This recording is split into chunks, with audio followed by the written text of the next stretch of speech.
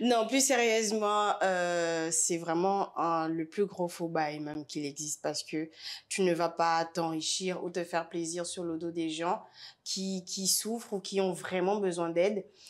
C'est moi, au rond-point de Zion, tu vois, il y a une dame et un monsieur là.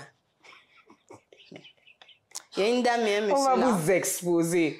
Ils sont là tous les jours. Qu'il pleuve, qu'il vente, qu'il neige, ils sont là tous les jours. Et en fait, un jour, je me suis arrêtée, j'ai dit, mais madame, moi aussi je suis orpheline, hein? Je ne sais pas pourquoi j'ai dit ça, j'étais certainement dans mes états, mais j'étais exaspérée, tu vois, j'étais exaspérée. Tu as pris l'exemple des muets, mais les muets, après, on les voit au bar. En train de joker. En train de joker.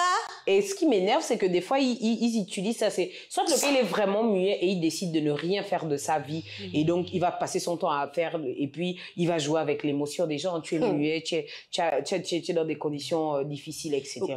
Mais, en fait, moi, ça m'énerve. C'est-à-dire, moi, ça m'énerve. Encore un adulte, encore, chacun, mais vraiment ceux qui, pour les ceux enfants, qui disent pour orphelins, des enfants de moins de 18 ans, je sais pas, c'est vraiment pas bien. C'est pas bien parce que moi j'étais il y a un orphelinat au niveau du premier campement, j'ai oublié le nom.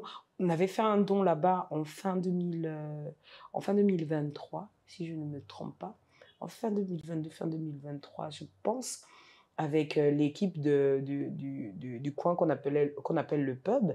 Et on était arrivés, elle est tout petits et des adolescents. Parmi eux, il y avait un qui était agité et quand vous rencontrez des personnes qui sont dans ces orphelinats-là, ils vont vous dire que ils ont du mal à gérer les scolarités. Oui. Je me souviens qu'il y a une à qui on a offert un ordinateur. Elle était étudiante à Luce, mais elle vit au premier campement. Donc pour aller, rien que pour le transport, c'est déjà quelque chose. Et moi, c'est que ça me dérange beaucoup que des gens essayent de jouer sur l'émotion des autres. On fait des cotisations, on fait beaucoup de choses. Il y a même ceux qui ont déjà le système sur Facebook, il faut faire un dépôt Airtel Money, etc.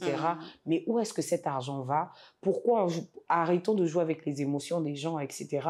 Les personnes en situation de handicap, on aura le temps d'en parler, mais moi, le côté des orphelins, ça m'énerve parce que après, non, en fait. Non, on ne peut pas jouer sur l'émotion des gens. Une maman qui a des enfants, qui pense qu'il y a des enfants qui n'ont pas leurs parents, elle va donner de l'argent avec le bon cœur. C'est-à-dire que les gens donnent avec une énergie positive et il y a d'autres personnes qui se remplissent les poches, qui ne font rien de cet argent-là. Et à cause de ça, certaines personnes de bonne volonté se découragent et n'arrivent même plus à donner parce qu'on se dit, mais oui, tout le temps je donne, mais l'argent va où? Et en même temps, si on est noir et on est africain, on écoute au quartier, non, quand tu donnes l'argent, tes poches, ça sèche, des Congos, ça comme ça. Et ce qui fait en sorte que le jour que tu rencontres quelqu'un qui est vraiment dans le besoin dans la rue, tu ne donnes plus. Tu ne donnes plus. C'est vraiment des comportements à arrêter. C'est pas croyable. C'est-à-dire que tu es assise, tu commences à t'imaginer ce genre de choses dans la tête. Comment? Je ne sais pas. Mais je vous en conjure. Arrêtez les faux bails.